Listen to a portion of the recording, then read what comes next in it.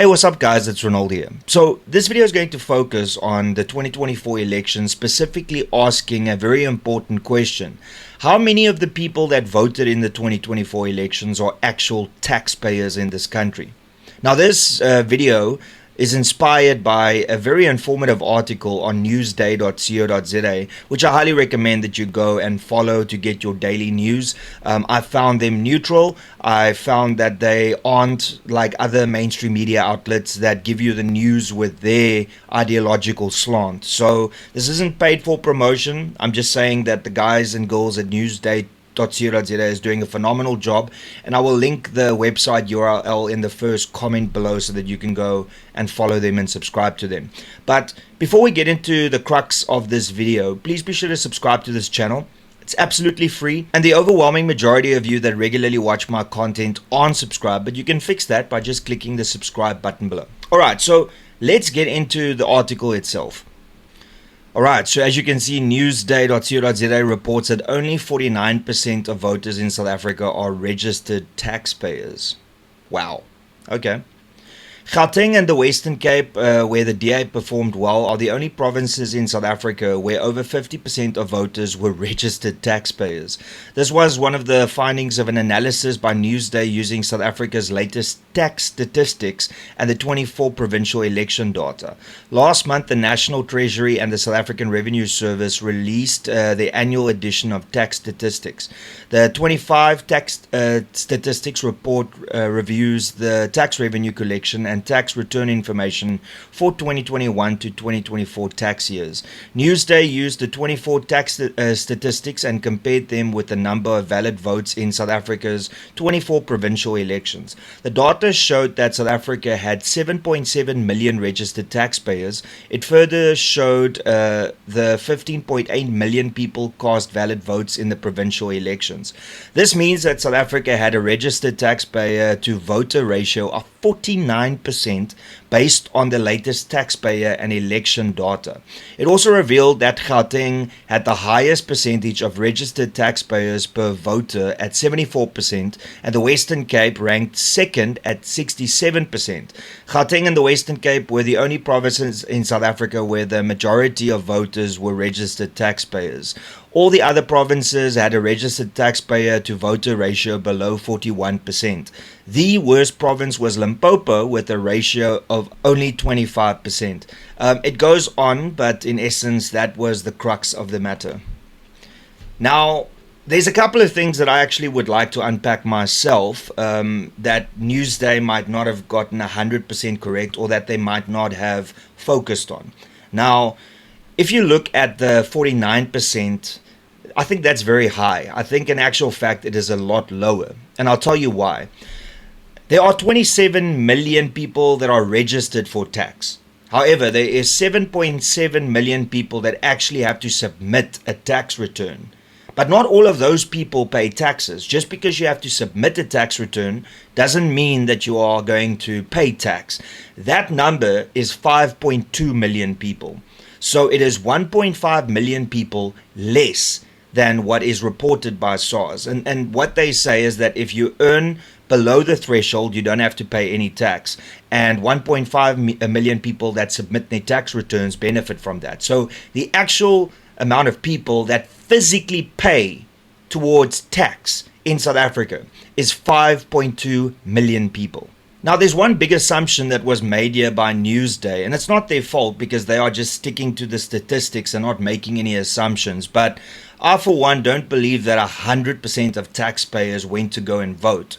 So the 49% that Newsday came to is assuming that every single one of the 7.7 million people that are registered for tax and has to submit the tax return voted in this election. And we know that that is impossible. So I'm going to just use the same statistics of the voter turnout, which is 58.7%, and apply that not to the 7.7 million taxpayers, because as we know, not all of them pay tax.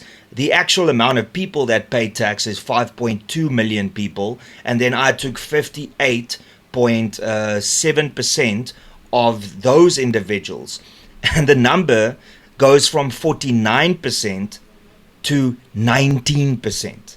That is shocking. Meaning that the people that are funding this nation, providing a safety net for the poorest of the poor, their money being used for service delivery, for infrastructure maintenance, etc., etc., they only represent 19% of the voting population. How is that fair? Now, I wouldn't go so far as to say that you must only be a taxpayer to be able to vote. That is ethically not sound, because a person might not be able to help that they are in the conditions that they are in. That could very well be the government's fault for not supplying jobs. However, I do think that taxpayers should get a benefit. They should perhaps get something like a second ballot, an extra ballot. They get an extra vote, because they are the ones that are ensuring that this country gets money in order to do the things that it needs to be doing. So I'm going to get a lot of resistance for this, but we can't argue the fact. I mean, this is what businesses do. You can't go and complain at McDonald's or KFC or any private company or a publicly listed company and tell them what they should and should not do if you aren't an active shareholder, meaning that you aren't contributing to the success of the company.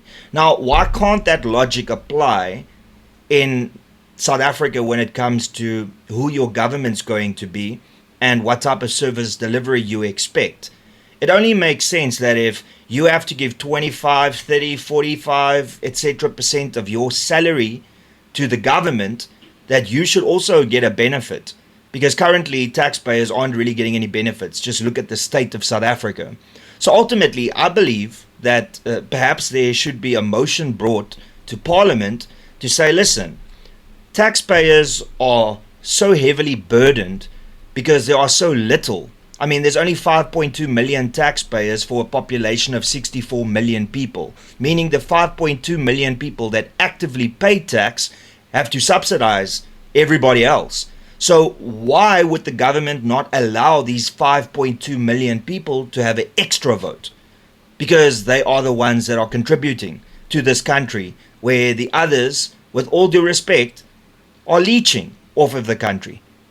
But yet, we live in a country where something like that is absurd. And I can guarantee you that the ANC, EFF, and MK, and even perhaps the DA would disagree with that. But then they would allow prisoners to vote. That's right. In case you didn't know, prisoners can vote in elections in this country. So it's absolutely absurd. Firstly, that only 19% of the people in South Africa that vote are taxpayers. And secondly, if you go further than that, to think that their votes don't mean anything more, even though they subsidize the entire country, and without them, this country would collapse. But yet, that is absurd, but prisoners can vote. Welcome to South Africa in 2026. And that's pretty much all I got to say. Thank you so much for tuning in. Please be sure to smash that like button, subscribe to this channel. Remember, it's absolutely free. Don't forget to share this video far and wide. And if you'd like to support my channel and the content that I produce, then please consider becoming a member. That'll cost you R39.99 a month, and you can do so by clicking the join button below. And that's all I got to say, everybody. Till later, cheers and peace out.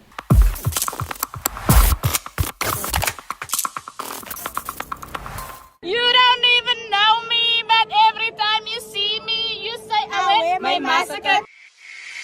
You don't even know me, but every time you see me, you say I went my massacre. My massacre. You don't even know me, but every time you see me, you say I went my massacre. My massacre.